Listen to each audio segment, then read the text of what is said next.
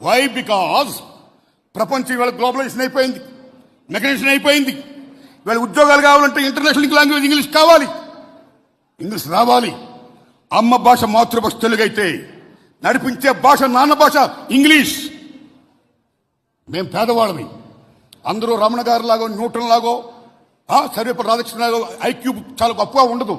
90% చాలా మంది చదువుకోవాలి. ఒక విజ్ఞప్తి చేస్తున్నాను రమణ సార్, మా ఊళ్ళో ఫస్ట్ బిఏ చదివాను నేను. ఆ రోజుల్లో మీరు నమ్మండి, మాలాంటి పేదవాళ్ళందరూ కూడా ఇంగ్లీష్ రాక చాలాసార్లు ఫెయిల్ అయ్యాం. ప్రథమ స్థానం నుంచి ఎప్పుడు కూడా మాకు ఇంగ్లీష్ లేదు. మేము బిఏలు ఎంఏలు ఎంకమ్లు పాస్ అయ్యాం.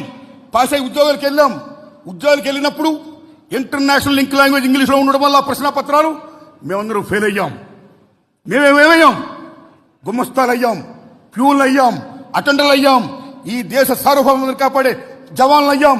ఈ దేశ ఇంటర్నేషనల్ సాల్వెంట్ కాపాడే పోలీసులు అయ్యాం. కానీ ఇంగ్లీష్ మీడియం వచ్చిన ఏమయ్యారు? దే బికేమ్ ఐఏఎస్, కలెక్టర్లు అయ్యారు, ఇంజనీర్లు అయ్యారు, డాక్టర్లు అయ్యారు, వాట్ నాట్. చాలా గొప్పలేరు, వెరీ హ్యాపీ. కానీ విద్య ద్వారా ఏ సామాజిక న్యాయం వస్తుందని అంబేద్కర్ మహానుభావుడు చెప్పాడో, because of these Telugu and English అనే భేదం వల్ల ఇంగ్లీష్ వచ్చినాడు చాలా గొప్పోడైపోయాడు, తెలుగు వచ్చినాడు చాలా అటపతడపోయాడు. అది కాకోకుండా ఉండాలంటే, విద్య ద్వారా సామాజిక న్యాయం కావాలంటే ప్రాథమిక దశ నుంచి తెలుగుతో పాటు ఇంగ్లీష్ కూడా బోధించాలని నేను